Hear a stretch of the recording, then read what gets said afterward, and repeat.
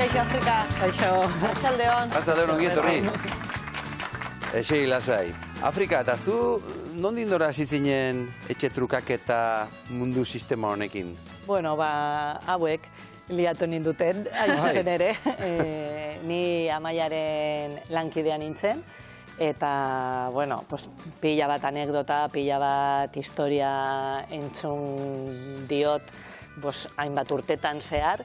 Eta, bueno, ni momentu batean, hori 2017, diru bat izan genuen, ez genuen zan gutxi, momentu horretan asko juten ginen hauen jakako etxera, eta merkatua nahiko ondo zegoen, eta animatu ginen beste bigarren etxe bat erostea.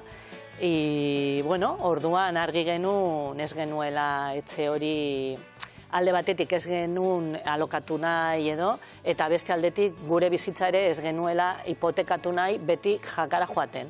Orduan, hauen esperientziak eta entzunda, esan genuen, jarriko dugu trukatzeko eta bide batez, gu ere aukera izango dugu beste toki batzuetara joateko eta jendea ezagutzeko, eta animatu ginen, eta izan zen etxea jarri web horrian, eta handikan 2 astetara eskaerak genitun. Pentsa. Bai, eta antze jarraitzen dugu. Afrika, zuko gogoratzen duzu zuen lehen aldia? Nora joan zineten, nolako esperientzia izan zen? Bueno, guk ez ditugu momentuz olako esperientziak, Gu egia zanez urte hauetan ezin izan dugu gehiegi bidaiatu, familia eta historia desberdinen gatik. Gure lehenengo esperientzia izan zen Alpetan, Frantzian, Prealpen, eta oso polita izan zen. Guk ezagutzen genuen ingurua neguan eta joan ginen udaran. Han izan genuen familia gure zain, bikote bat zan, etxe apartamento txiki bat zan, oso ondo kokatuta mendian, hor oso altu, hori oso polita izan zan. Eta lehenbiziko esperientzia horretan urduritasunak izaten dira?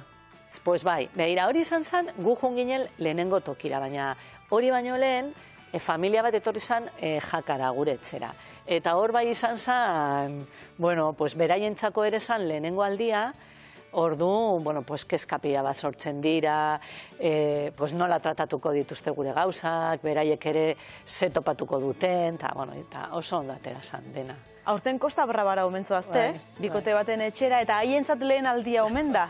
Eta galdera asko hori omen dire egiten, ez da? Bueno, pila bat.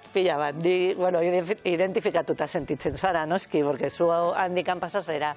Pues begira, Lontxok ez du komentatu, berez, trukaketa egiten desunean, adostu arte eta itxi arte, zuk ez daukazu besteen datuak eta besteek ez dituzte zure datuak. Bakarrik web horrian agertzen den informazioa edo beraiek mezuetan ibiltzen garenean kontatzen dizutena edo zu kontatzen desuna, ez?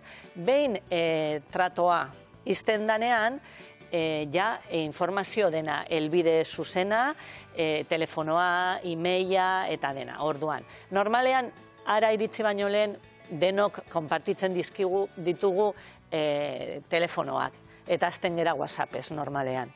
Eta, orduan hauek ari dira, giltza nola utzi, ze behar dezue, informazio gehiago, guke igual ezingo gara egon zue jasotzeko, eta, zarantza horiek, ez?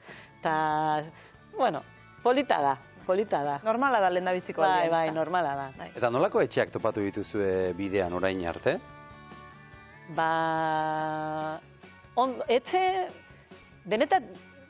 Etxe honak beti, gehienak bigarren etxe bizitzak izan dira, eta, gu ibiltzen gara moduan, gu asko ibiltzen gara mendian, eta orduan gehienak izan dira apartamentoak. Gero, etxe handietan ere egon gera lagunekin eta bidaiatu degunean, orduan, depende ze bilatzen dezu. Karo, gu biontzako bakarrik, etxe txiki batekin nahikoa da, baina lagunekin ibili izan garenean, ja bilatzen dezu gauza handiagoak. Eta nondik etorri izan dira zuen etxera? Gure etxera... Munduko ze partetatik? Frantziatik asko. Gainean, klaro, Pirineotan egonda, pues oso erakargarria da. Peninsulatik jende asko, lehenengoak etorri zirenak Murtziatik jun ziren, eta 3 urte jarraian egon ziren, etortzen. Orduan ja, kasi urte batetik bestera izten genuen ja. Eta gero Kanadatik ere etorri dira, Argentinatik ere etorri dira,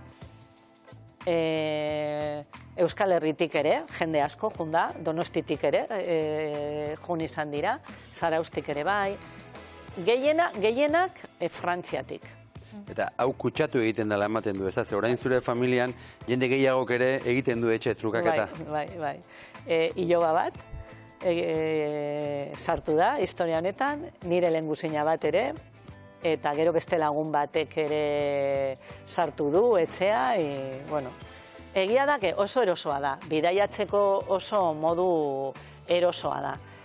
Seguroa da, porque, bueno, ni desde luego konfidantza osoa daukat, eta, orduan, bueno, jendea ezagutzen duzu, polita da, esperientzia ona da.